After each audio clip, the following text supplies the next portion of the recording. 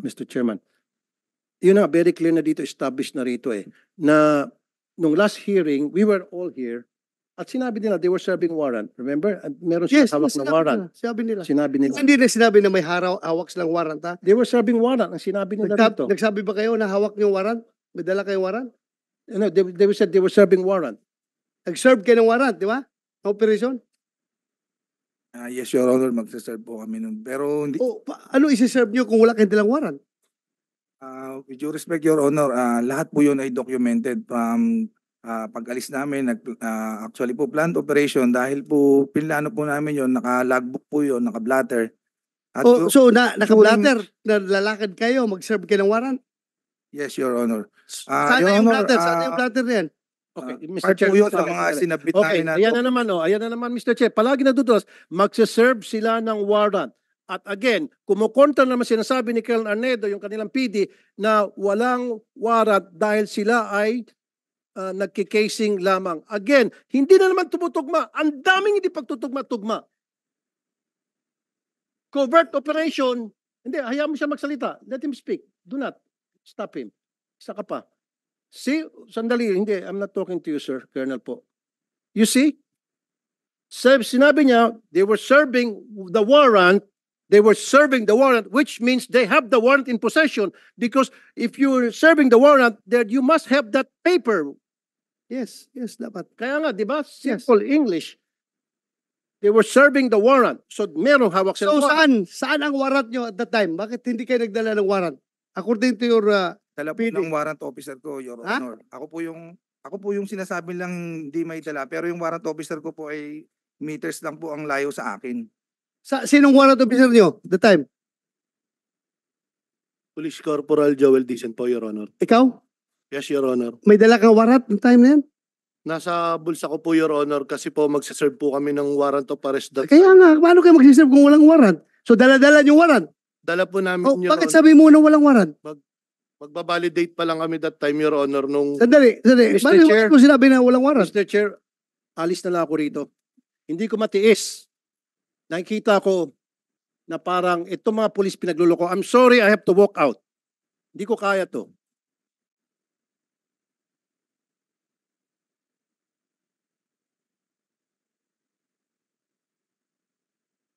Dahil patuloy tayo, tuloy. Sabi mo walang warrant. Sir, based doon sa report, sir, pagbabalidate nga sila, ang warrant of arrest is nasa warrant officer, sir, which is not part of the validating team. Yung nga, Chief dapat Intel. pinintindi nyo kasi ni Tulpo na ang may hawak ng warrant, yung warrant officer. Ay, sir. Sila, Di- intelligence officer, nagsusurveillance sila kung nandoon yung subject. Di ba? Yes, sir. Kasi pag-serve ng warrant, siya na magsiserve ng warrant. Yes, Your Honor. Naintindihan ko kayo. Naintindihan ko kayo. Yung procedure na yan, ginagawa ko yan nung panahon ko. Ganun man talaga. Magsiserve ka ng warrant. Alangan naman magsusurveillance na ka-uniforme. Bulabog na kayo. Layas na yung subject niyo kung naka-uniforme. Ganun lang yun. That's one.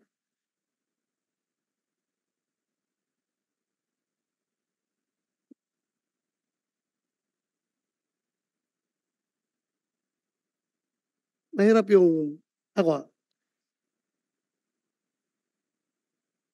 The worst thing na sabihin sa akin, binibibaby ko kayo, ay hindi ko matanggap-tanggap yan. Na binibaby ko. What's the use of me being the chairman of this committee kung ibibi ko kayo? For the record, wala naman sigurong makapagsabi dyan na sinong pinakamaraming na-contempt na pulis dito sa Senado? Kaninong komite pinakamaraming na-contempt na pulis at saka mga witnesses? Ako.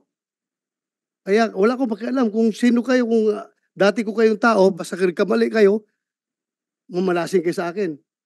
Pero pag kayo naman gumagawa ng tama, hindi na ako papayag na wawalang hiyain kayo. Di ba? Fair lang tayo dito. Fair. Ayaw kong sabihin, porque dati akong pulis, bibibihin ko kayo? No. Record shows. And record will vindicate me na ako ang pinakamaraming pinakulong na pulis dito sa Senado.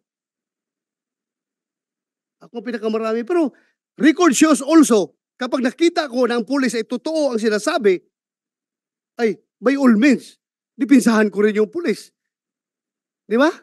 Bakit naman wawalang hiyain yung pulis kung dapat hindi dapat wawalang hiyain? Ganun lang ako, fair lang ako dito. Wala akong pinapaboran dito. The most insulting action is for that kasama mo dito, mag-walk out, walk-outan ka.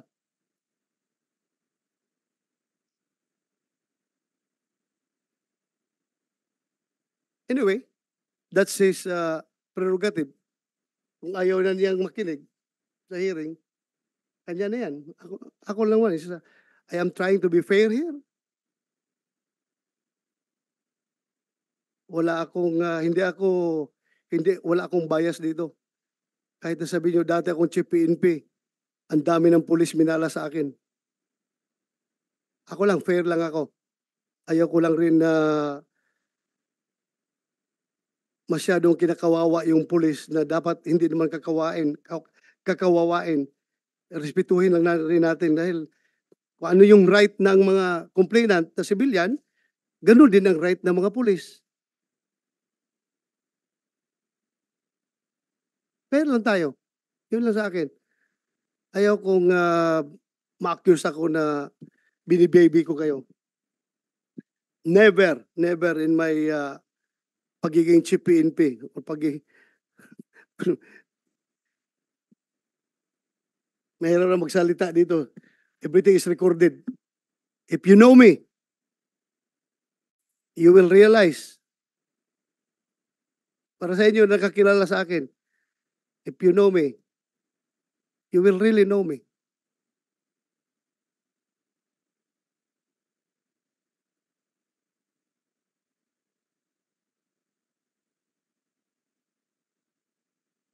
Hindi ko lang matanggap-tanggap, for the record, na kayo ay pinagmumura dito. Ayaw na ayaw ko mumurahin yung taong naka-uniforme, mumurahin, wawalang hiyain. Yan ang hindi ko matanggap-tanggap. Kung dapat kayo murahin, doon sa labas. Huwag dito sa hearing.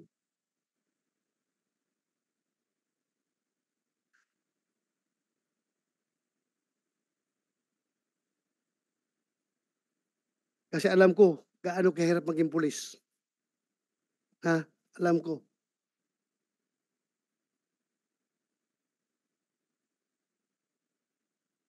Paglabas mo pa lang dyan sa pintuan ng bahay mo, hindi mo na alam kung magkakabalik ka ng buhay sa mga anak mo pagkahapon. Kaya dapat respetuhin natin yung pagiging pulis. At doon naman sa mga abusadong pulis, dapat talaga may kalalagyan kayo. Kayong mga abusadong pulis. Dahil niyuyurakan ninyo yung uniforme, yung badge na suot-suot ninyo. Hindi kayo dapat magiging pulis. Pero my God, sabi ko sa inyo, I am your number 1 enemy kung masama kayong pulis. Hanggat saan tayo aabot, kahit matanda na ako, hindi ko kayo atrasan sa anong gira gusto niyo. Anong warfare gusto nyong ilalaban sa akin. Hindi ko kayo atrasan kung sira ulo kayong pulis. Pero kayo matinong pulis at kinakawawa, my God, I will offer my life to you. Ganun akong klaseng tao.